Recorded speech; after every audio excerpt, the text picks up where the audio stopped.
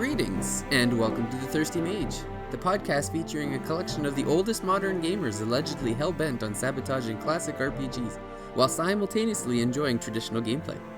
I'm your host and secret Square Enix propagandist, David Lloyd, and this episode we're going to be discussing what it's like to play a CRPG on the Switch, and whether that's something you actually want to try as well. Joining me this evening is NWR Reviews editor and man who is unwilling to read 450 pages of text to learn the rules of previous Dungeons & Dragons editions, Mr. Jordan Rudick.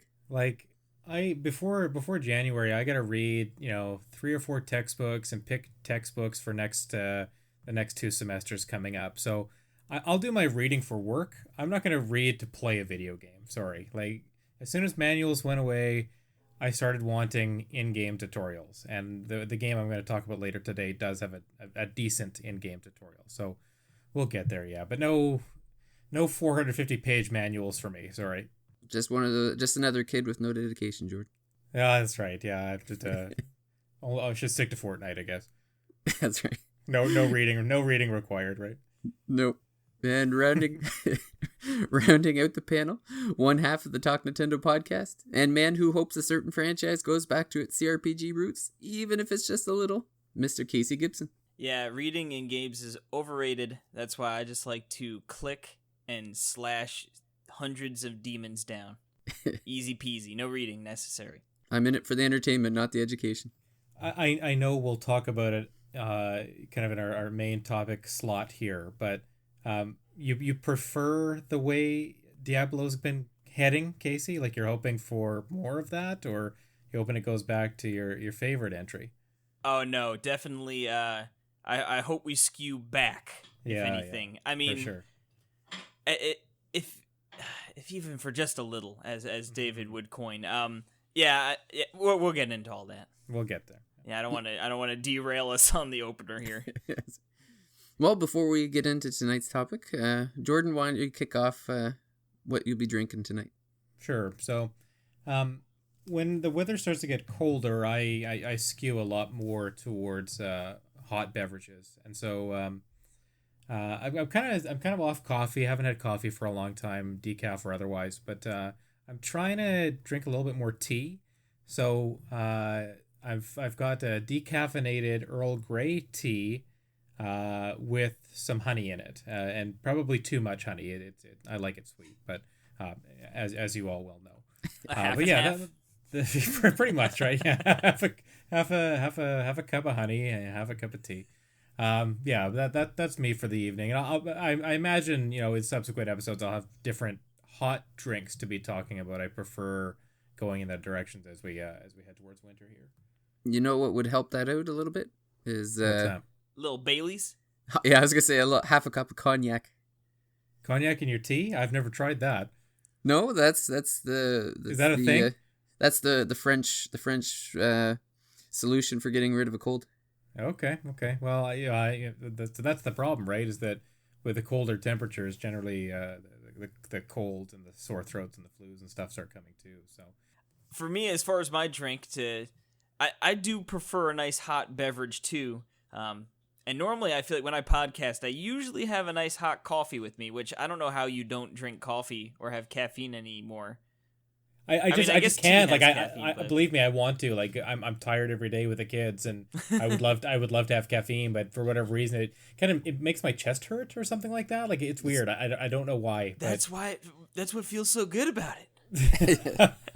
I'm sacrificing my energy levels to get rid of that pain. So. That's what the sugar's for, isn't it? Yeah, you think, right? Like I don't know what it is. Maybe it's not my chest. Maybe it's my stomach. I don't know. You guys know I can't bloody well eat or drink anything without some kind of pain. So I try to cut it where I can. Like that. I remember when I got Diablo 3 the night it came out. Yes. I drank like 2 20-ounce Red Bulls because I wanted to stay up all night. And then the servers were all down, and I was I remember just rolling on the couch like I can't sleep. I've got work in a few hours, and I can't even play Diablo. This sucks. I'm trying to think like how many hours we spent waiting for something to happen, because I know you've said that before, Casey. We were in the same boat. Like I wonder how many hours did I stay up clicking refresh, or just a reloading few more the minutes, game. it'll be good. Yeah, it's gonna be up any minute now, and 3 hours later, yeah, you're ready to pass out. Classic Blizzard, you're Blizzard bouncing launch. off the wall, but You're getting to your drink. Oh yeah, that's right. Yeah. So normally I like to have a nice hot coffee with my podcast, but you on that dang old Western East Coast time, or West Coast time, I should say. I can't have a coffee at 11:15 as much as I might like to, so I've just got some good old fashioned tap water in my Charleston Stingrays, or my South Carolina Stingrays cup. The AHL, I think. Or what's like the lowest NHL? I forget. Oh, well, there's NHL, then AHL, then ECHL. I think it might be the ECHL. It's the Capitals like minor league team. Yeah, that would be the ECHL then. Yep. Yeah, they last year actually on opening night they had the cup in the building. And we sold out. But yeah. that's pretty cool. That being said, I went to one game and I became a Greenville Swamp Rabbits fan instead because their logo is amazing. That's a heck of a name for a team. Oh, dude, you gotta. I'll show you the logo later. Sure. It's like a very aggressive rabbit holding a stick, but the stick is a carrot. Oh, nice. It's beautiful. A buddy of mine used to play for the Albany River Rats. That's pretty good. That's no Brooklyn Pizza Rats, which is a minor league baseball team. Well, last week I got chastised by Jordan for not having a Quebec beer, so I'm look back what to happened. I'm back to the Quebec microbrewery. The block wins all these seats thanks to you, David. Yeah, that's all right. We'll just have to hold the country hostage until we get paid out for our services. But I went with a selection from the Brasseurs du Monde. I'm gonna have to go say that the label is what struck me on this one. There's a great big demon's head, and it reminded me of Baldur's Gate. So this one is called the L'Occult. So it's back to my 9.5%, it's back on par. This one is another red actually. It's okay. This one's a little bit more fruity than I'm used to. It's kind of got like a berry red wine taste to it, like a cherry sort of tart, soury taste. It's okay. Like one of my favorite beers is Rodenbach, which is it's kind of got a cherry tartness to it, but it's soaked in oak barrels, so it's kind of got that taste to it. But it's I guess at the end of the day, it's like it kind of tastes like Rodenbach, but it just not as good. So it's like I wish I just had the Rodenbach. Now you've got in the show notes here, this beer should age well. Are you ever buying beers and just kind of keeping them, not drinking them for a while in the idea that they will age and get tastier or something? Like, or are you just you buy it when you want to drink it? Well, the concept of buying alcohol and not drinking it just is foreign to me. That's fair. So I guess my answer would be no, not with beer. Do many people buy beer and age it like they would with wine? Like, I guess I don't know. I'm not as familiar with that kind of concept. Yeah, I could see some like microbrewery being like, it's better if you buy this and wait, like trying to be all fancy, But yeah, I don't know. It seems weird to me. That doesn't seem like a good business practice. Yeah. Well, well, then you need to buy the pre-aged one that costs double. So that's right. Yeah. Yeah, no, the furthest I go is making sure it's the correct temperature. Okay. Yeah, so if it says... Which is, or thereabouts? Yeah, this one is 10 degrees, so Okay. it's kind of like take it out of the fridge for maybe like 20 minutes, half hour before you drink it sort of thing. Okay, I got you. Just so it gets a little warmer, so yeah, Cool. So that's what I got tonight. So, and I'm going to need it because our first segment is the recent CRPGs on Switch. So do you want to Jordan go grab and another one before we start? Yeah. I might as well just pour this hot tea all over myself, because that's how I felt Oh, when man. I was playing these games. I was going to say that you and I had guys... the pleasure of getting 2 each.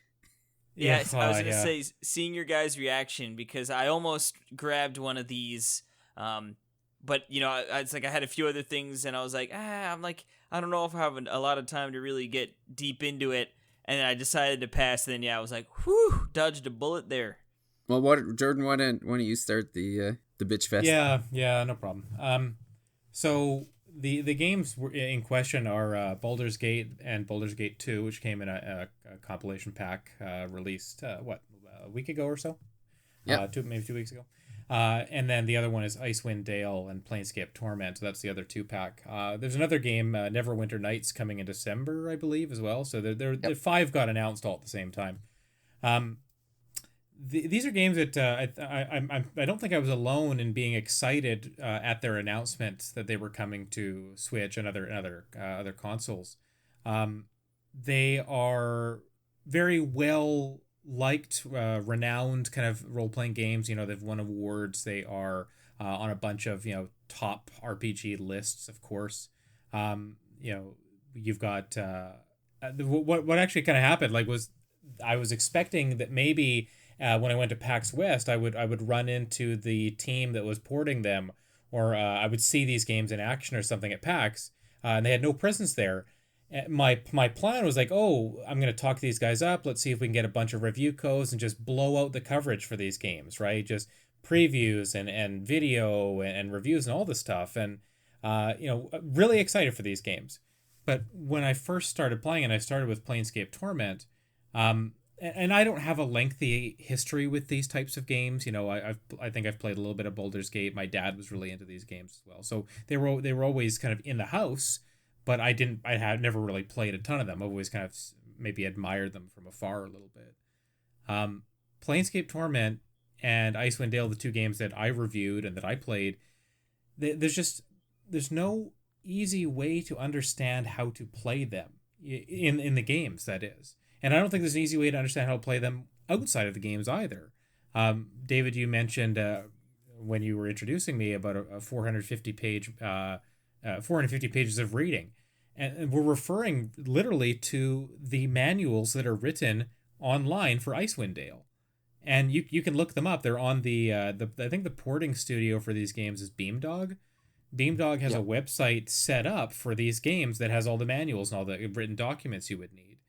But and I'm not saying you need to read all 450 pages, but the point remains, there's all this text, all this verbiage, all this reading you have to do just to kind of understand the basics of these games and the worlds that they're set in. And I think that's a huge problem when I switch on a game for the first time and I'm dropped into this world. I have no idea what to do. And it's not a game where you can just figure it out. It's not Breath of the Wild. It's not Mario Odyssey. It's not, I don't know, even other RPGs, like a Final Fantasy game, you can figure it out. KOTOR, which I'm going to talk about later, has a very basic tutorial, but it does the job.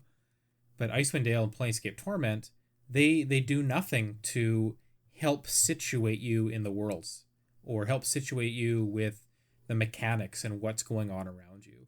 There's obviously a very intricate story at play and interesting characters that you meet, but very, very basic gameplay mechanics.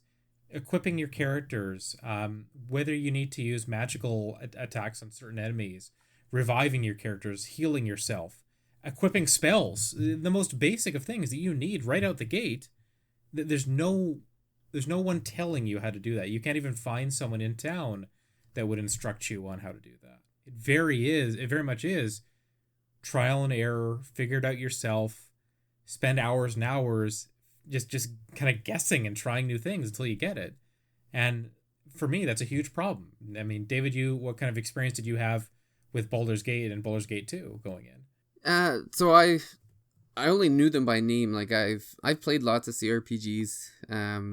Not any of these 4, like none of the BioWare, or I guess like Knights of the Republic I played, but like these ones from the late 90s, like the series of games, never played any of them, never even really seen them. Like it's more of just the reputation where I've heard of these, and I see Planescape Torment, like it's always usually like one of the top 5 RPGs of all time, let alone CRPG. So I was really going in thinking like this would be fun because they're highly regarded. They're always talked about, and it was just now with my duo pack there, Baldur's Gate and Baldur's Gate 2. I was lucky enough that the first Baldur's Gate had a very basic tutorial. where they walked me through how to equip items, how to equip my weapons, how to fight. The spells was kind of weird, where it's like you go into the wizard, you choose the spells. Like there's only so many slots, and so you have to kind of pick and choose on the fly. But then you have to rest to save the spells on your list, which seemed kind of funny to me. I guess this is like a Dungeons and Dragons kind of thing, I guess. And then it kind of ends with a very, very basic combat sequence where you go to the basement, you like fight 3 bats, and you walk out, and you're just tossed into the world. But yeah, it was like it's funny how much they've aged. Like they look so old. And I mean, like that in itself isn't a bad thing, but when you're trying to put it onto the Switch, it's not made for this little handheld. So I'm kind of walking around, and I'm trying to. It's hard to read because the text is not. It's not a high def. Like it's back in the day sort of text. Like the porting. They've done very little enhancements to, like, it's actually called the enhanced edition, I think, but yeah, ironically, I wouldn't want to see what it was before this, because it's pretty rough. And I know on the first Baldur's Gate, I actually thought it was glitching, because every time I walk, the entire screen, like the outside edge of the whole screen all the way around, it was I don't even know how to describe it. It was kind of like a flashing, or it's like it's bugging out all around. It was like the Switch was hemorrhaging trying to keep the video going. Like it was really weird. And yeah, it was not a fun experience. I think the Switch was trying to put you out of your misery. I think that's what was going on there, because couldn't quite get it. I was going to say these were originally point and click, right? On the PC, I believe. Yeah, and they certainly need to stay that way, because that was the other thing. Yeah, like, do you have a cursor, or do you actually just take control of the person or whatever? So the way the UI works, there's no, if you're going into menus, there's no cursor. Like you're just pushing buttons. So like there's sub menus upon sub menus. Like when you're in kind of in the overworld and walking around, there's like 2 pages of sub menus. So if you want to, so there'll be actions, but then you've got to flip to other actions if there's some on the second page that you need. Like if you want to change the party formation, like how they're walking, or the form that they're in, or if you're like, let's say you have 4 characters and you're trying, like, so you always have one as the leader and everyone's kind of walking around that person, but then you can pause the game and you can take over just single people, and everyone else just kind of stands there.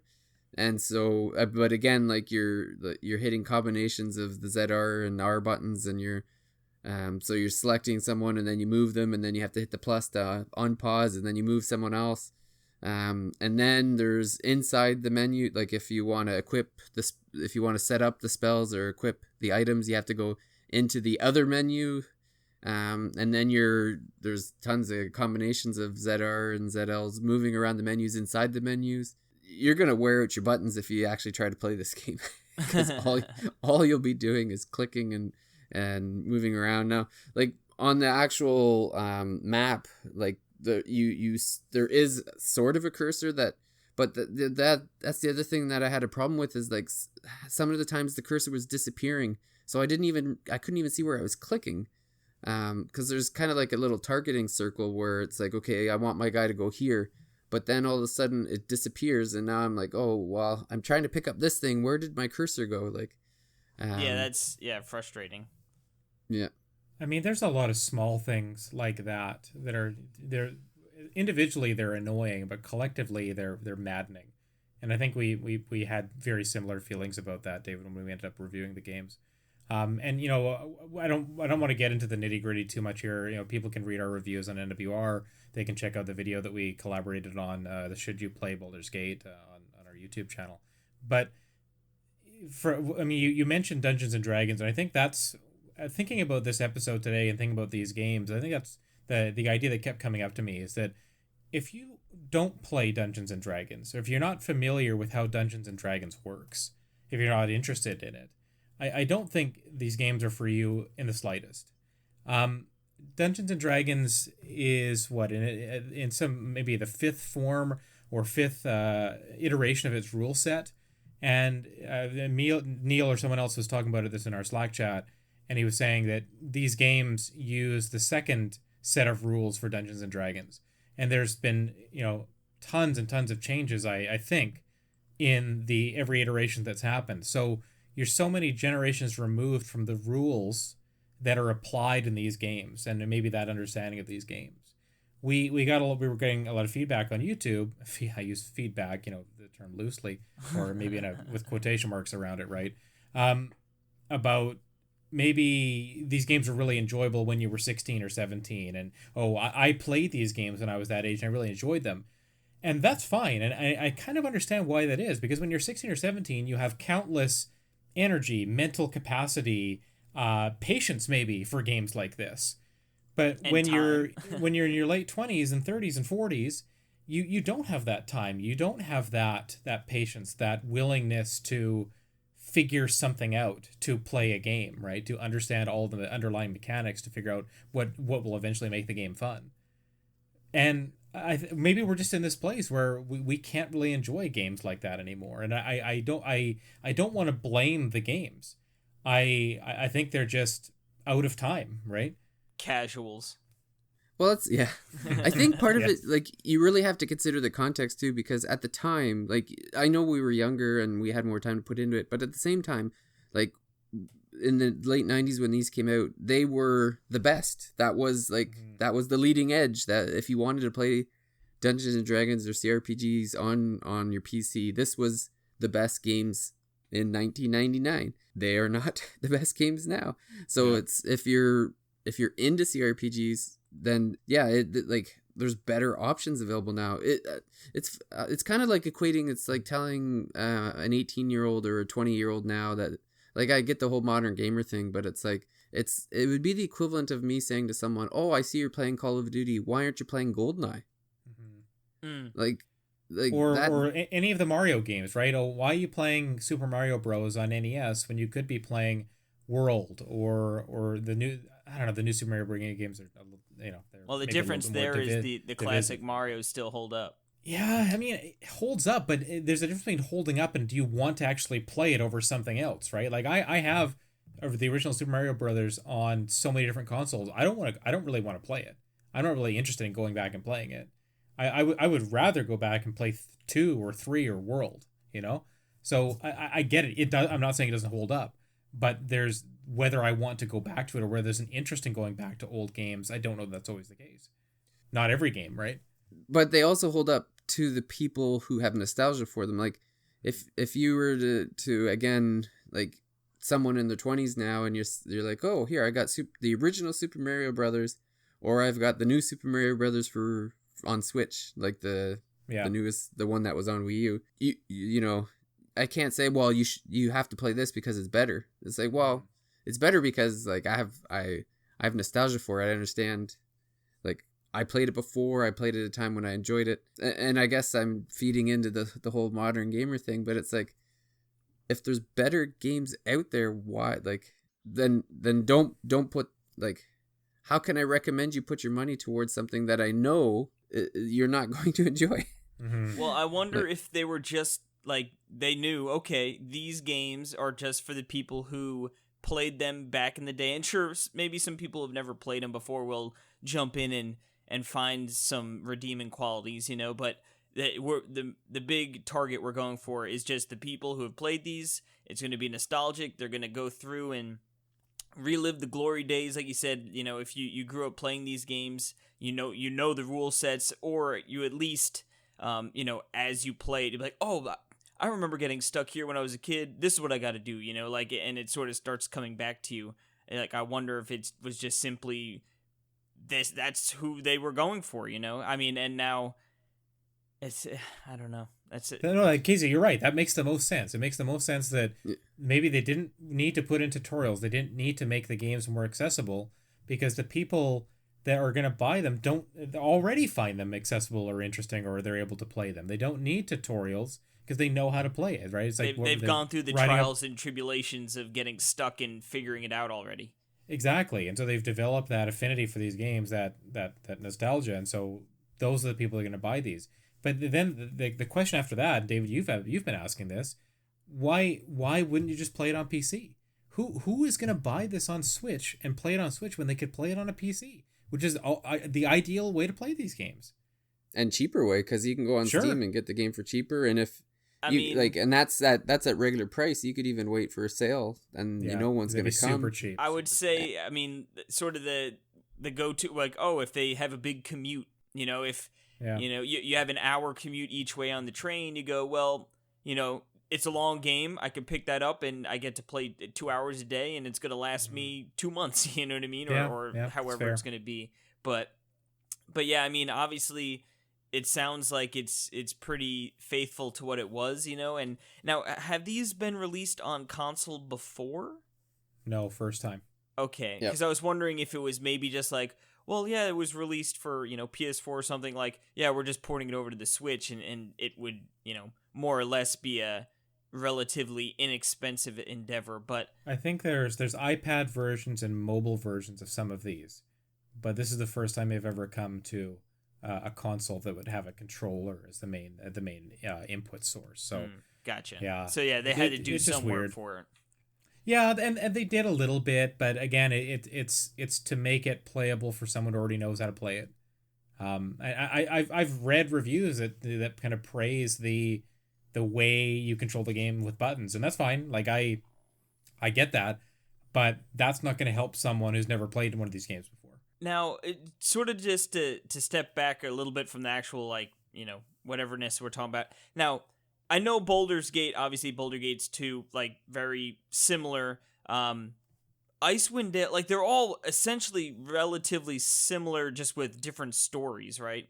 They all play more or less the same? Yeah, Planescape's a little bit different. It's more focused on story and maybe conversations and less on combat. You don't have a party of characters. You just have one character and then a companion with you. So Planescape's the maybe the odd duck out of the other three games. Whereas Gotcha. Baldur's Gate 2, Icewind Dale, you all eventually have a kind of a part, like an RPG type party in those games. Warriors, priests, clerics, mages, all that kind of stuff. Planescape Torment, you're one character and you're just trying to recover all your memories. It's a very interesting concept, actually. But I really wanted to get into it because I liked the story and the characters I was encountering, the decisions I was making, but just so bloody unplayable and inaccessible, and it's frustrating actually because I wish that these games could appeal to new audiences, because then we'd get more of them and maybe they'd find new ways to make them accessible, but there doesn't seem to be any interest in that. And there's a Baldur's Gate 3 that's coming, but I couldn't possibly get excited for that unless they make it like Divinity Original Sin 2 or Pillars of Eternity, these games that have found ways to be more accessible. I'm not saying that they're better games necessarily. I think they're well regarded as well, but they are much more friendly to newcomers, and I think that has a lot of value in 2019, especially on the Switch. I was going to say, do you think if you were playing this on PC, I know obviously it sounds like they're still pretty obtuse. Do you think just having it on PC, you'd be more comfortable with how it controlled and played, where you would want to put in that extra time to figure those things out? Or is the just game design itself and how it's laid out just totally not something you'd be into, regardless of the platform? David, I'll let you answer that one first. I need to think about my opinion there. Like, if you could play Baldur's Gate 1 and 2 on PC right now, would you do that? Like, do you have any interest in doing that? I don't personally have interest in doing that, just because I think the games may have aged too much. And there's other CRPGs, newer ones, that do the same thing, but I think would be more fun because they were built in a modern time. Like they're utilizing today's technology. I guess the one example I'll give though is I did purchase the original Fallout on Steam.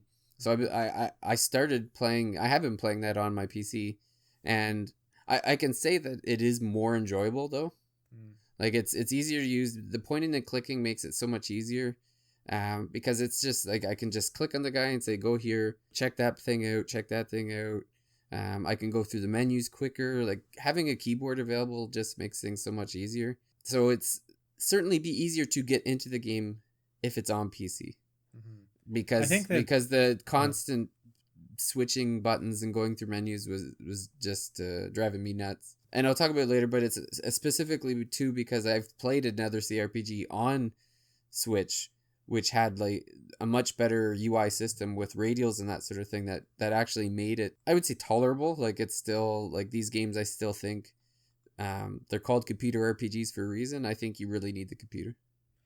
I mean, when you're not fighting the controls as much, when the controls just feel more natural and comfortable, I think you do have more patience for a game. I think you do want to give it maybe more of a fair shake or a little bit more, a little bit more time in the oven before you make a final decision about it, because you're maybe able to figure things out more quickly or more easily. But I think at the end of the day, playing it on PC, like I'd be a little bit more interested in doing that, but I still don't have time. I still don't have time in 2019 for figuring out how to play games. Like I want them to tell me how to play them. I want the challenge to be doing the game, right? Getting from the beginning to the end. I want that to be the challenge. I don't want the challenge to be figuring out how things work, right? Mm-hmm. In a 60 plus hour RPG, that's not the fun part of it to me, right? In a game, in a platformer, in an action game, in an adventure game, sure, let me struggle with the mechanics. Let me figure out in Breath of the Wild. Let me figure out the physics of using the stasis power, the magnesis, or something like that, right? Like I'm all for understanding those things because that's part of that experience. I think that's built in. But in an RPG, tell me how to revive my bloody characters. Tell me that how to equip a magic spell on my mage to fight enemies that are only susceptible to magic damage. I shouldn't be trapped in a dungeon 3 or 4 hours in that I can't beat because I can't damage anyone around me. That's just stupid, right? Like then I have to reset to a previous point. There is auto saving, but it doesn't really help you because the auto save rolls you back like 30 seconds or something, right? It doesn't solve the problem. So yeah, if they were on PC, I think I'd have more patience for it. But at the end of the day, I think, David, you said it best. They just haven't aged well, and they need a definite facelift to make them much more playable to someone who's not super familiar. Yeah, and before anyone labels us a bunch of jerks that don't like computer RPGs, I think we should roll into what CRPGs we would recommend, because I think all of us have played them and all of us enjoy them.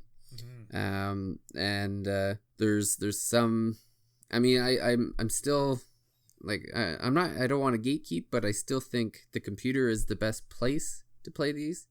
And I think we all have our favorite that we can recommend for people out there that enjoy computer RPGs, but are looking for maybe a new experience in that genre. So Casey, why don't you start us with, we're going to keep the CRPG designation slightly loose here. I was gonna say, yeah, it's how dare you? Yeah, I mean, I don't think it's probably any surprise to anyone that's listened to me talk about RPGs. Diablo is one of my favorite, if not my all-time favorite series. It's funny because it was actually introduced to me via PlayStation. My neighbor, who was pretty much me and my brother are like 4.5 years apart, and then my neighbors growing up were like 3 years apart, where the one neighbor, he was 1 year older than me and then 1 year younger than my brother, so you sort of paired off, right? Like we were all friendly, but whatever, you pair off and hang out with them. But my older neighbor had a PlayStation and we didn't have one, and he had Diablo, and I just remember being just completely enamored, like, oh my god, like, this game looks incredible. And I'd just be like, Kenny, please, can I play? And he'd be like, no. He just wouldn't let me play. And like, my brother and him would play, because you could play 2-player. I don't think it had the ability for more. Like, I know obviously the PS1 only had 2, but I know you could get like the multi-tap. But I don't know if it actually. But anyway, you know, they had the two, so they'd always play, and I would never get to play. And like it was seriously like the only game I ever wanted to play so bad. And then luckily in EB Games, I was like, oh my god, it's for the computer too, which is funny because it was totally a PC game then ported to PlayStation. And God bless my mom, she bought it for me, despite I was probably like, I don't know, like 9 years old, and she's like, yeah, pick up Diablo, I don't care. And yeah, Diablo is just it. I think Diablo 2 is the most renowned of the series, right? It's sort of where its popularity blew up. It's an incredible game. Like the replay value is it's just ridiculous. There's more characters to play with than the original. It's oh goodness, it's just really good.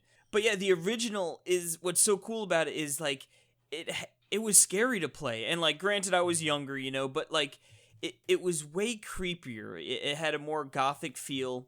And, you start off in this town, Tristram, and you got, like, this weird, eerie music, and like, all the people are just, like, you had Wart, the peg leg, you got Deckard Cain, you got all these people, and you just slowly traverse underneath the church down into the depths of hell, like, it all takes place in one spot, and it's just, it's just so good.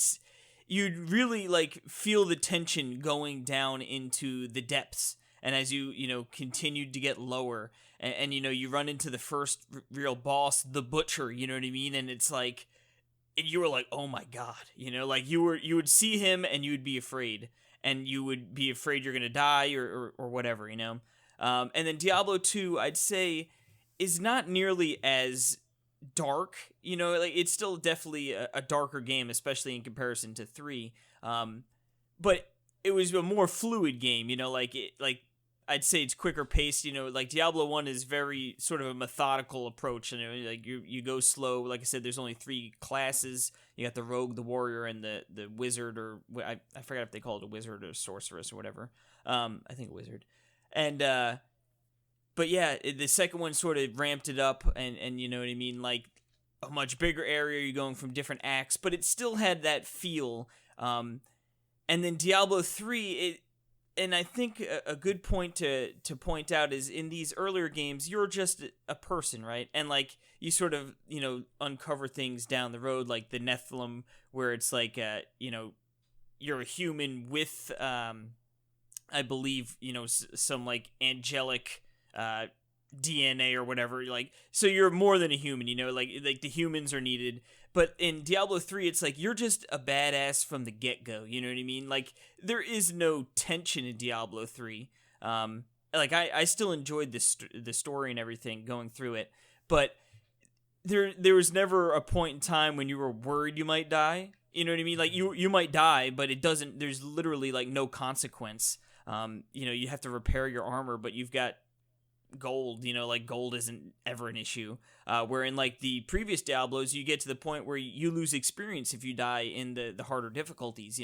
There was a true punishment, and it added more tension to it. I mean, I guess now I'm just sort of railing on Diablo 3, but the games themselves, like I said, all of them are great, and I think what Blizzard does really well is translate that Diablo 3 on the Switch is a great way to play the game, where you're, we're talking with Baldur's Gate and those other games where you could feel like this would be play better on the PC. I think I would, like, if Diablo 4, when it gets announced, if it was going to be simultaneously be released on PC and the Switch, like, I'd play it on the PC for sure. But having played 3, like, you could play either one, and it's going to be a great experience either way, And I think, I haven't played Diablo 1 for PS1 in forever, but I'm pretty sure it's a very great addition as well, where it doesn't feel like you're hindered in any way. And I think that's like a really great thing that Blizzard does. But yeah, I mean, I sort of, I mean, a lot of people with BlizzCon coming up are expecting 4, that, people are talking about a remake of 2. like, you know, HD version or something. Like, they should re-release Diablo 1 as well, because I feel like it's a really great game that is often overshadowed by Diablo 2, and rightfully so. You know, I think Diablo 2 is definitely the better game, but there is still a very, very good game in Diablo, and I think people, having never played it, could go back and find fun in it, where, you know, unlike you guys, you know, going back where, you know, you didn't have such a great experience. That's putting it lightly, Casey. I'm glad you brought up, you know, it's hilarious, actually. I was thinking today about, I wonder if Casey's going to say something about the PlayStation version of Diablo 1, because I never played that, but it was always kind of a curiosity to me that this game that I'm like, oh, how could this game ever come to consoles? Like, this is definitely like a game on the PC side that would probably stay on the PC side, but it's one of those funny things that Blizzard did where they ended up putting Diablo on PS1, they put StarCraft on N64, and I guess they were experimenting as well, right? Just trying things at different places to see what stuck. And it turns out that Diablo having a life on consoles, maybe it started on the PlayStation 1, but it led to, you know, very, very good porting work and good versions on consoles. I think Diablo 3 on console is as close to the native PC experience as you're going to get. And I think it's actually a really, really good way to play those games. I hope that when Diablo 4 gets announced, that they will say it's going to come to consoles as well, maybe later than PC. Yeah. I might even play it on console instead, just because I think they've done such a good job of making that work. But I wanted to say about Diablo 1, something that really has always stuck with me is the beginning of that game, and the music and the kind of dark and ominous setting. And you, just before you go into the catacombs, there's the guy laying down. The guy laying down in a pool of blood. And, you know, he talks about, you got to get the butcher. The butcher did this to me. Dude, the butcher's mean. And you're terrified of this guy. Like, oh man, like, this is the setup to this dungeon. Like, before you even go in, you see someone who's come out, and this is the result of them going into the dungeon, right? They've got torn up, and they're just a half alive corpse, sitting outside the entrance. But not just that, like, all the characters in town that you talk to, and there's not that many of them, but they all seem on edge. They all seem afraid of what's happening, right? That they're living outside of this sanctuary, this church where all this stuff is happening, and it's really affecting their lives. And you get the environmental storytelling and just the world building that happens in that game for a world that is very small, actually. Mm-hmm. It's very, very effective, and it makes you feel scared, I think, to play that game anytime you do. You never feel all that powerful. It's not like Diablo 2 and 3 where you become a badass. I mean, it's a grind. I don't know. It's a grind. It's a grind, and I think that every time you go to a new floor, you're like, I could die here. I could lose all my experience, or that I could not get any further. I really need to go back to town. You always have that feeling of, should I go to the next floor? Right? Am I going to be okay here? And it's something that the first game has done so well, and the second and third games really went away from. Right? They're much more action oriented, and you're not having that tense feeling anymore. Instead, you're feeling like, bring it on. Bring on the next boss, whoever it is. I don't care. Bring on. I'm gonna blow them up. Yeah, or melt them. Bring on two more difficulties. I'll play on hardcore mode. I don't care. Multiplayer was obviously a huge aspect, but also loot, right? Loot is and treasure is what drove the success of Diablo 2 and then 3, I think, right? Is you continually want to get better equipment. In the first game, I don't think it's that. I mean, you do want to get better equipment, but it's not as big a drive for that, right? Yeah, it's definitely, there, but yeah, it's more so a means to an end, where it's I need this to actually get further down into that area, where Diablo 3 is like, and D2, it's like, I'm gonna throw on my magic find gear, I'm gonna go do some festo runs and for 3 hours and hope I get a good item. I mean, in Diablo 3, the damage numbers get so high, they start counting them with Ks, right? Like, you're doing 5K, it's, I don't think you're ever doing 5K in Diablo 1. Oh, damage. Yeah, maybe like 5. Yeah, exactly. I think, too, is something they got away with it, and like you touched on it, how just talking to the townsfolk, you know what I mean, sort of paints the picture of this world and the story, where Diablo 3 is very much like, I'm going to run through and there's going to be a cutscene telling you exactly the story of this. I find it more enjoyable to uncover the storylines and what has happened through environmental things, or through like, oh, I found a passage, or you know what I mean? Like, yeah, I'm praying to God for Diablo 4. I know they won't, back it up as far as the Diablo 1, that would be obviously, that would not be what Diablo quote unquote is nowadays, but I hope they reel it back a little. Like you said, make it where you're nervous to go take on a pack of enemies. You have the tools, but you still need to play smart, and give us that creepy, gothic, dark atmosphere and story to go with it, And just a real quick touch, and I don't want to talk too long for Diablo because God knows I could go on and on and on. And David doesn't think it's a CRPG, but yeah, well, yeah, well, we could talk Well, about. I haven't World played. Of I'm just going on what people tell me. You can actually play Diablo 1 in a browser. That's cool. So if you Google like Diablo browser, you can play the first full game right on your Google browser right there. So there you go.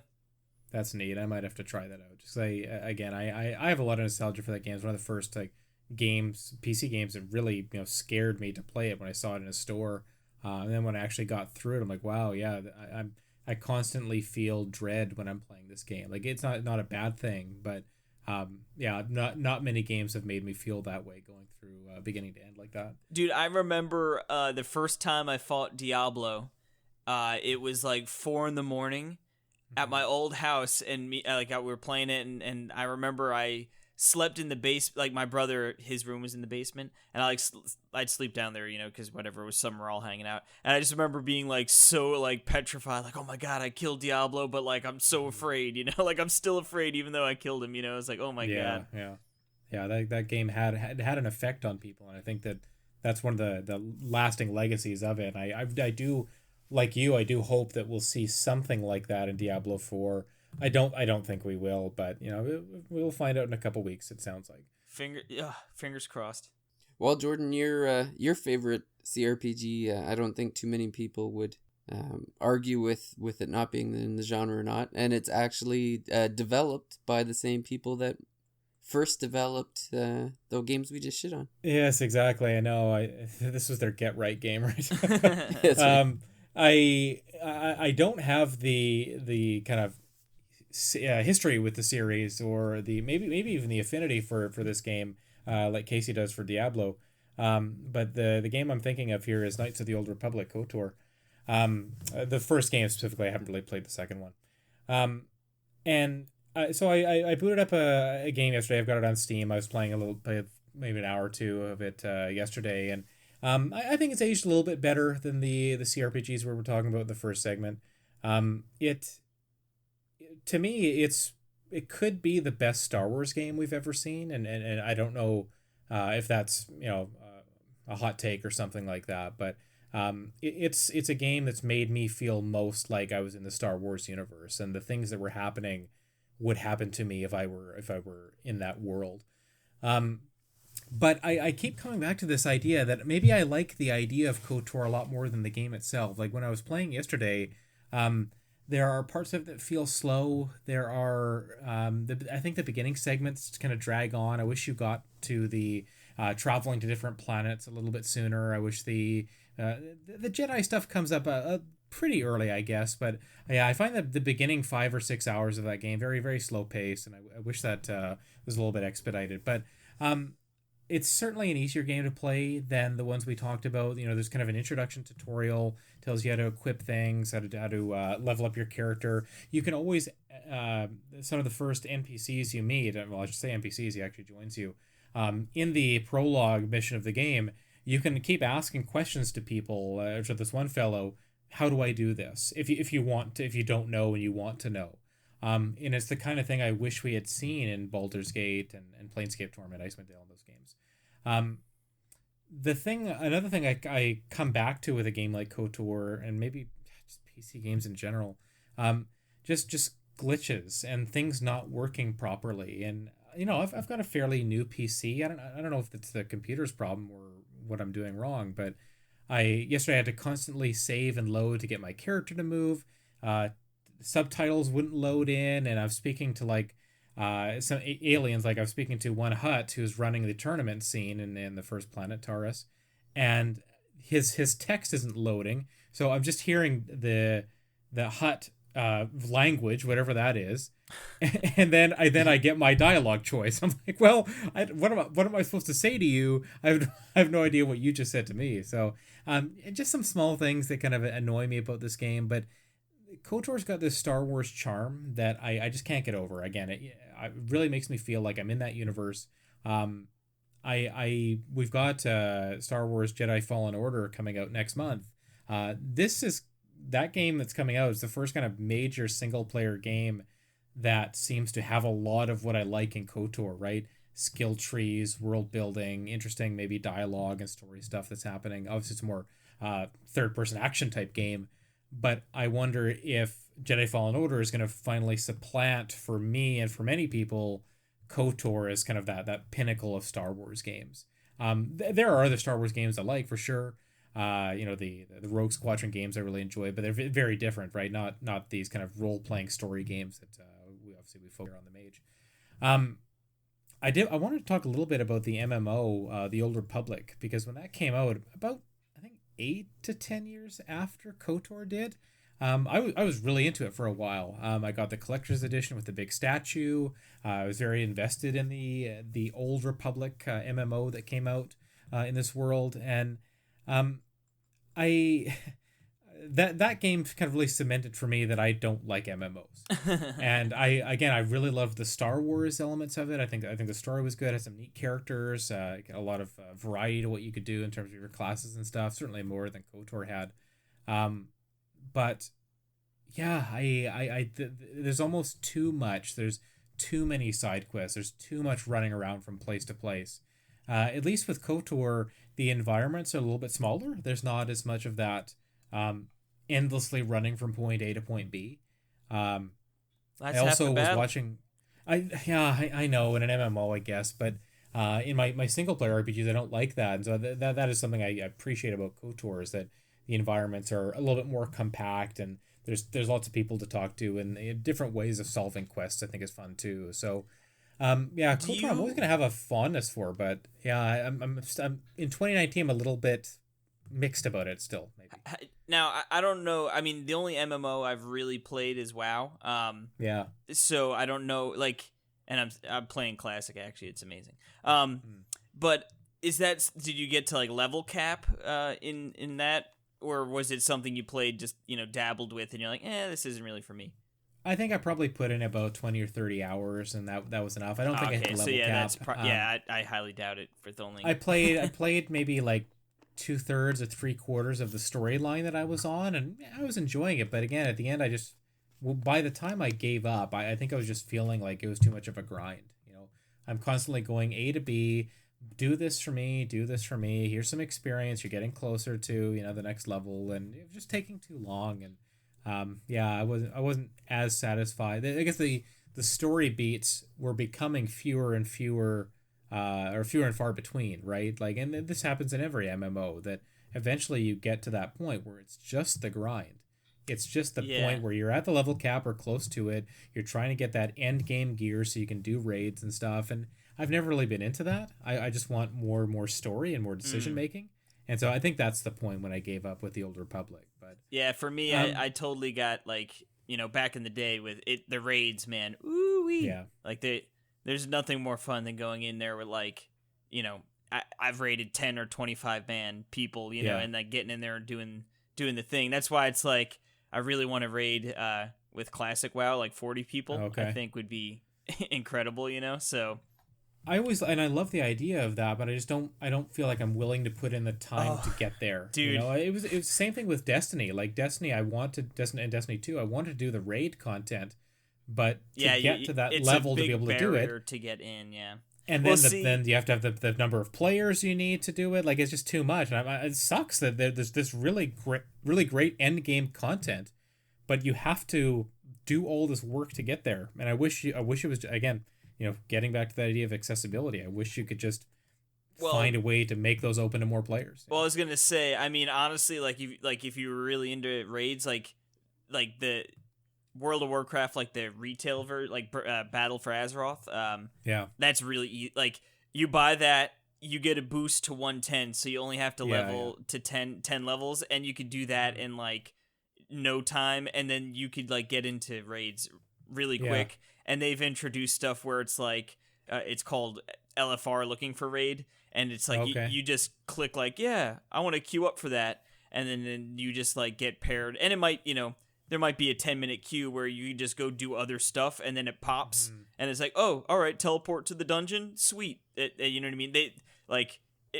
They've made it super easy, and like the way it works is like the LFR version is the easiest, and like gives you like the lowest, like, the items are not as good as like if you do the other ways, but it still lets you experience the big massive content, and relatively easy. Like they break it up for you nice too, where it's like, oh, it's only one wing of this raid, so you're not going to be in here for 8 hours. You could get it in and out pretty quick. So I mean, I'm glad to hear that that's the way we're going. Maybe that developers are finding ways to give everybody that end game experience that they've obviously put so much time into. Just to kind of wrap up KOTOR, like it's a game for me that I thought for years and years I thought we were going to get a remake or a remaster or something like that. I was very surprised that they didn't. That's one of the games they never brought to modern consoles. Again, playable, I believe, on iPad, and there's an iOS and an Android version of KOTOR, which I'm kind of morbidly curious about how those play on touchscreens. But I kind of chickened out from buying the Android. I know. David approves. Imagine playing a CRPG on your phone, right? Isn't that blasphemy? The dream, dude. The dream. It's a dream. Well, it's a mini computer in your hand. But before David blows a gasket, KOTOR, it's a game I'm really surprised we didn't get. It wasn't brought forward again. Like I feel like it's. People obviously really love it. It's one of those games that people talk about as being very fond memories of that one. I think it sold pretty well. I think it did well critically.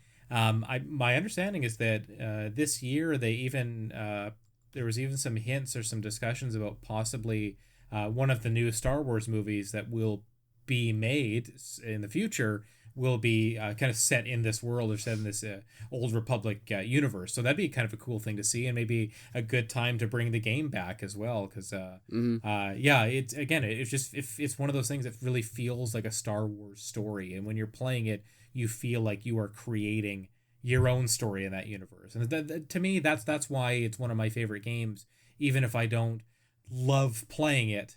There's so much that it does. I think I have respect and appreciation for. Well, I'll finish up our CRPG discussion with, if you're sitting or listening to the pod wondering, is there anything worth playing, any CRPG there worth playing on a Switch? Like, please tell me. And I'm here to tell you, if you're gonna play a CRPG on the Switch, I think my recommendation would be Wasteland 2. This one, I think it was last year that this came out, and I reviewed it for NWR, and again, it's one of those things where it's like it's certainly better on PC, but if the Switch is all you got, or like Casey was saying, if it's one of those things where you love CRPGs and you want to play it on a commute into town or that sort of thing, and that portability is important to you, this has a lot of modern features that it looks like they put work to make, like, effort in to make it work well on a small screen in handheld mode. Because it was more intuitive to play. Like they had, like, there's you still have that strategic element to it where you put your characters into certain spots because you can use environmental like hiding behind things and shooting certain things to create events and that sort of thing. But then they also have radials and which makes it easier when you want to actually select your unit to do something. It also has a good way of like the turn-based system with selecting like moving on from one character to the next, so that you can make sure that everyone is doing something useful. It feels like that's the sort of thing I want to put my time into. They also have, and it has all the things that you would expect from a CRPG that you want. Like, it has tons of customization. It has great exploration, big world to look. It has meaningful choices, like right off the bat. The first thing that happens is that there's two locations that are both in distress, and depending on which one you choose, that affects the rest of the game. So it has good replayability. Yeah, it's just like, if I had to recommend this type of game to someone, if this is your jam and you need it on Switch, Wasteland 2 would be my choice. I know there was the recent release. Was it what was the one that just came out? Was it that Adam reviewed for the site? Oh, Divinity Original Sin 2, I think. Yeah. Yeah, he really liked that game too. Yeah, and again, that's another. I think one of the things that seems to be the commonality between the games that are good is that they put effort into porting, because I know with that one they set it up where the Switch version and the PC version are actually linked, so you can pick up where you left off. Like, if let's say you have a bus ride into town for work and you play for a couple hours, and you come home and you prefer the PC experience, it'll actually the save will transfer over to your PC so you can pick up where you left off and keep on going. That's nice. So you can play the more preferred way. Because that's the other thing is, like, for CRPGs, I know, like, we were just talking about Knights of the Old Republic. I played that when I was in university, and it's not a game that I would just play like half an hour here, half an hour there. Like, I was probably sitting for like 3 or 4 hours. And the Switch is good for portability, but it's not always great to sit there with the Switch in your hand for 3 to 4 hours.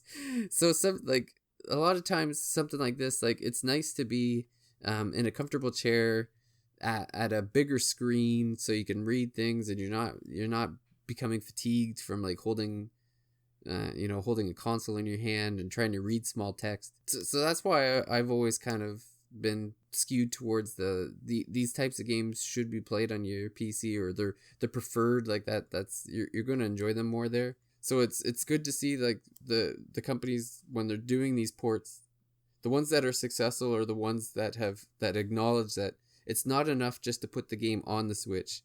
Like, there has to be quality of life improvements. Yeah, I mean, otherwise, why would you play it on Switch and not on PC, right? If there's obviously you want that portability, but I think people are only willing to sacrifice so much, right? We can sacrifice a little bit of visual fidelity and maybe some performance, but when the controls don't work and when there's bugs and glitches and other things, and the experience is so different compared to the original one, why would you ever play it on console, let alone Switch?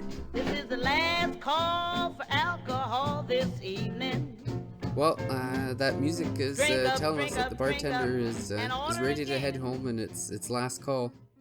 And it wouldn't be a last call unless we had a little bit of a debate on the way out of the pub. And I know last week Jordan had asked me, he made a request a week in advance for the debate. And so this week we are going with, are we excited for a Final Fantasy XVI? Do you remember what prompted me to say that we should talk about this? Like, what were we talking about? And we're like, and then I said, oh yeah, can we please talk about FF16 next week? Well, I was probably gushing about Final Fantasy 15. As you do. Yeah. I think we were comparing Dragon Quest the series to Final Fantasy series, I believe, right? Yeah, because last week the discussion was about how Dragon Quest sticks to tradition. Yes, that's and that Final Fantasy was always evolving. It up. Yep. And so Final Fantasy VII Remake, we know what the battle system is going to be. It's going to be this hybrid of a turn-based system mixed in with some action elements, or you can even turn the action elements off and just go total classical turn-based system. That is a departure from Final Fantasy 15, that went with a very action-oriented system. So the question is well, I guess it's a multi-part question, because one is, is Square going to, like, are they prioritizing a Final Fantasy 16? If so, are they going to be going back to the original, and with an original story with some kind of evolution in the gameplay? And if both of those are true, are you guys looking forward to seeing what that will become? I mean, for me, my excitement gauge for Final Fantasy 16 is, like, I'd say almost non-existent. And I don't necessarily mean that in a I don't want it kind of thing.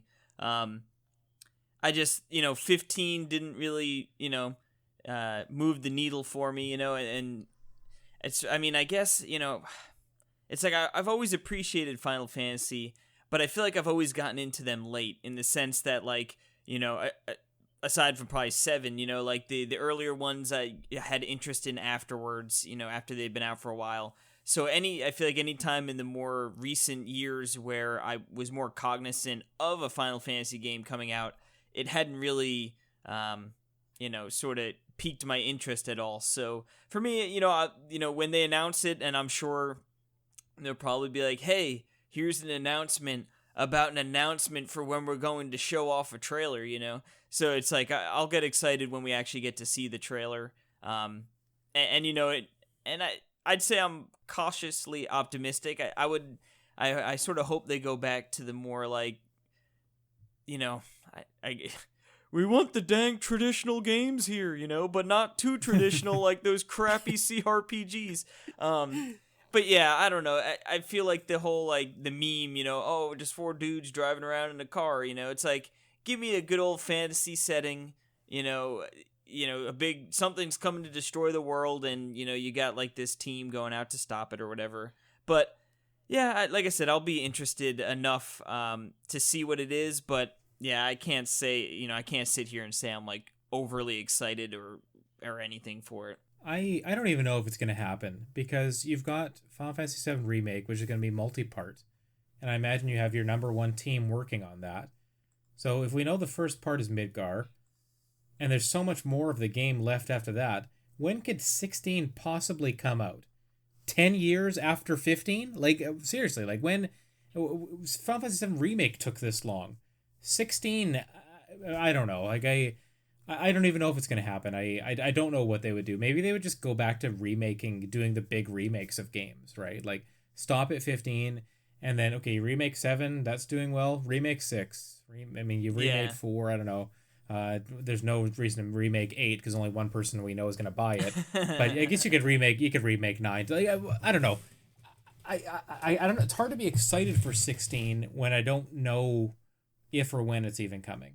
The reason I wanted to talk about it is because I think if it does come out, I have some hope for it more than I did when I found out that FF7 Remake was going to have a turn-based mechanic to the combat.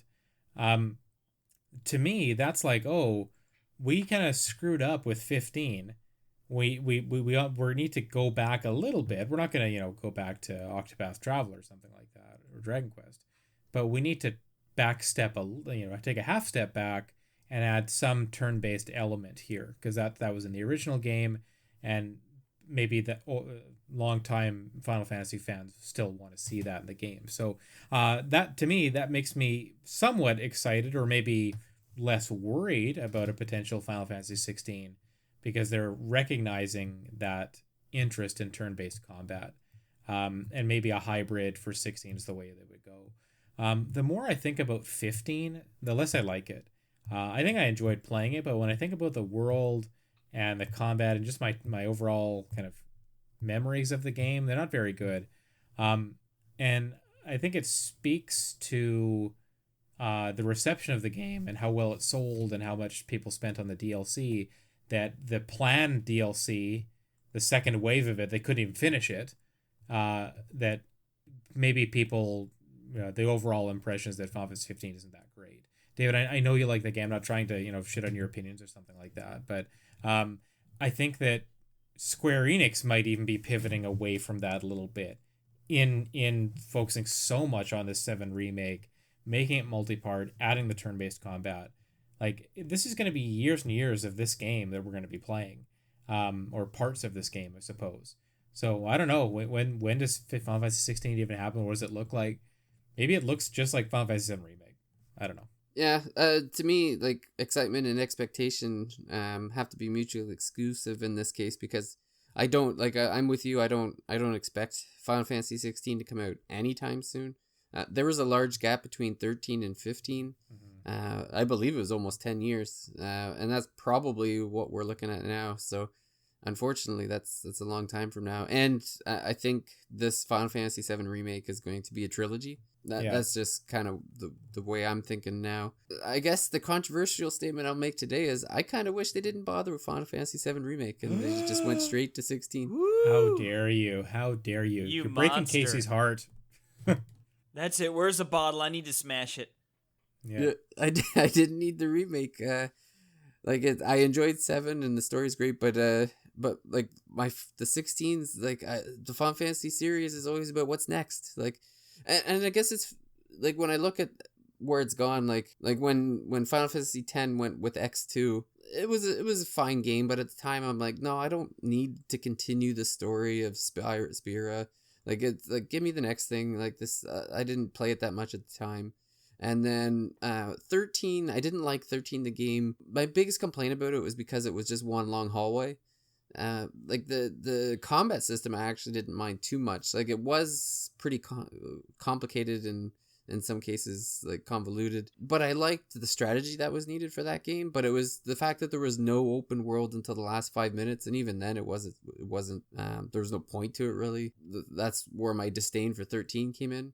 But like you're saying, I enjoyed 15. It's funny, I didn't like I lived with the action RPG element of the combat of 15. It was certainly not my favorite, but everything else about I loved that it was a completely open world. I didn't mind the driving around with 4 dudes. Like, they were having a good time. There was a very kind of I don't know, bro guys hanging out, helping each other, sort of thing that I liked. And it's funny, the game actually starts off by saying that Final Fantasy 15 is a game for both first timers and longtime fans alike, and I feel like that is the case because there's so much homage to previous Final Fantasy titles. But I think at the end of the day, I would have preferred they take the combat system that they've applied to the 7 remake and just had that be what Final Fantasy 16 would be. And it would be an open world, and it would be a brand new story. Yeah, I don't know. Which Final Fantasy game that's been made do we want 16 to look like? Like, without a bias, like, it's easy to say, like, our favorite game. Let's just do 16 like that. But like, what I want it new. Like, that's what I expect from Final Fantasy now, is that there might be elements that it comes from, but it still feels new. And when you look at like 7 was a very traditional turn-based, and they started changing, like 8 started to change it a bit. I know 9 and 10 were pretty traditional too, but then like 12 was brand new. It was more MMO style, and then 13 was that brand new, and then 15 was brand new. It's like, just keep giving me the new. Give us another MMO, baby. Yeah, I don't know, no MMOs. Like, I actually heard I heard 14 was good. Like, 14 is supposed to be one of the best ones, but I just, like, I don't have the will or the time to put into an MMO. Like, I'm never gonna play. Like, if you're getting into the MMO, that's your game. Like, don't plan on playing anything else. Like, this is it for you. Like, you have to keep playing this game for however long it is. But yeah, like, yeah, I think I would have preferred a brand new story for 16, and that they just like this, the combat system that they have for remake looks incredible, and I'm excited for it, but I think I would have preferred a new story. Like, I know the story of Final Fantasy VII already. Like, yeah, they're going to do some changes, that's fine, but I don't need to go through it again, especially since I just played the port on Switch. Like, I'm ready for something new. David, as someone who played the game at PAX West, I can tell you you're wrong. You will enjoy this game, and you're gonna want to play it. I think it's shaping up to be really, really good. Not just an absolutely visually gorgeous game, but the action, the movements are actually really fun. I playing the demo changed me from a skeptic to someone who's actively excited about the game. But I'll leave us maybe with one quick question. Do you think it's possible that Final Fantasy 16 could be a 2D game? Do you think that's at all possible? Not for Final Fantasy. No? I could see. No, I think that's what Octopath is. Yeah, I was gonna say I could even see a Final Fantasy game in a 2D and having the Final Fantasy name, but I don't think it would be 16. It would be some sort of maybe an unnumbered, or yeah. I don't think they would. Like David said, 16 or not 16. The main lines have sort of become. They're bigger, better, crazy, you know what I mean? Like more ambitious, So yeah. I think if they reeled it back to a 2D, even if it was super ambitious in other aspects of the game, I think people would see that as a bad thing, Yeah, 16. Like the main lines have always been pushing what can happen on that console. Like, how can we push the console to the point where it's bending but not breaking, and you can't do that in the 2D space. And I think they have enough IPs outside of the Final Fantasy that they could do. Like Octopath Traveler, I think, is the 2D now, or even with Dragon Quest, like they have too many IPs that are 2D that they don't need to go back to that one. If anything, I think maybe if they brought back the tactics and kind of went with even then it's kind of isometric. So what if Final Fantasy 16 was just Final Fantasy Tactics? So I've sort of worn thin. I'd on play the it, but I don't games, expect it. David, I'm gonna keep pitching ideas till you're like, okay, yeah, I want that. Fine. No, mainline Final Fantasy 16 is pushing my console to smoke out the back. It's gotta be trend setting, and it's gotta push the boundaries. It's gotta keep people up at night that are working on it until the 10 years have passed. That's David what I expect wants from them a grinding mainline. for 15 years straight on the crunch. They don't need to sleep. Make my game. Yeah, I don't know. Final Fantasy 16 is not coming out. Final Fantasy 16 mobile exclusive. Yeah. That's the David Lloyd special. Yeah. All right. Well, it's a good time to cut her short here. Then it's starting to get into the mobile. yeah. On that and note, the fact that we keep going over our expected hour of podcast. Yeah. Well, what I'll say is, if there's anyone who would like to, you can send us an email at david@thethirstymage.com, or if you want to send a tweet to us at @thethirstymage, or we have a Discord now as well. So if you're looking to hook up with a bunch of RPG junkies, we have a Discord server. You can just search The Thirsty Mage, or I've pinned it on our Twitter account as well if you're looking for the link. Yep, you could find David in the Baldur's Gate tab in Discord, right. and pretty much any time throughout the day. He's just typing random nonsense, so if you don't understand what's going on there, that's kind of the feel. If you don't understand what's going on there, it's kind of the same feeling as playing the game in 2019. So you just save a couple dollars.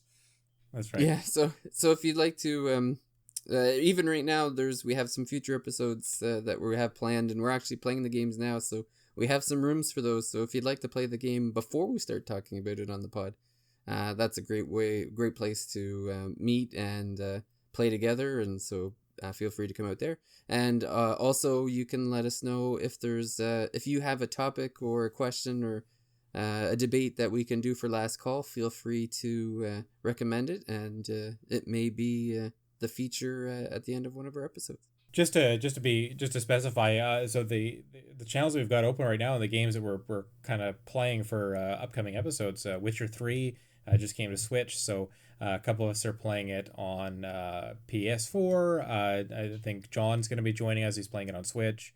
You and John haven't been able to put the game down, so I'm really looking forward to that. And then Final Fantasy 1 is an upcoming episode as well. David, you're playing the original NES version.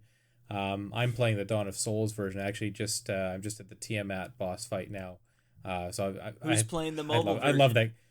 Damn, I love that game. No, Casey, get the hell out of here. Should I download it? You got to Tiamat already? Yeah, it's super fast, that version. Oh man, I just got out of the Marsh Cave. Well, I know. We'll talk about it more soon. It's a super expedited version. There's just a lot of quality of life changes that make it a lot faster. But we'll get there in a couple weeks, and that'll be an exciting episode. But yeah, hop in our Discord, so we're happy to talk about those games before the episodes come up, and even afterwards too. Yeah, and if you'd like to track any of us down, we're all at NintendoWorldReport.com. Casey has his own podcast, the Talk Nintendo Podcast. And if you want to see our reviews on the CRPGs that we talked about at the beginning, they're all on the NintendoWorldReport.com. Otherwise, unless anybody has any final thoughts, I think that's going to do it for another episode. Just throw out some Twitter handles here, just in case people aren't following us yet. At RiskMan64 is mine. Follow me. Happy to chat with you guys about RPGs and other games. I'm always posting links to my reviews and videos and stuff there too. So please check that out. I'm in the middle of my own personal Ring Fit adventure, so I've got kind of a video series going on there. He's getting in shape. Damn, that game is bloody exhausting, man. I'm getting in shape, but then I'm passing out right afterwards. So I don't know if it's. I don't know if that's helped me out, but yeah, that's a fun one. So I'm trying to post a new video on that series every Monday, so you can check that out on NWR TV on YouTube. Sweet. Yeah, you can find I'm on case_jets on Twitter, or Talk Nintendo Pod. Either one of those, you can get me, talking about the sadness that is the New York Jets, and video games. Yeah, and I'll finish it up with I'm at Filtered Gamer or the at the Thirsty Mage. So feel free to look us up and join us for a game. So until then, we're sticking to the weekly format, which is working well, and we hope to continue to do that. And make sure to subscribe so that you don't miss any. And if you have a few minutes, to make sure to leave us a review to help the visibility of the podcast. And but until then, we'll see you next week. Adios. See you later. Bye.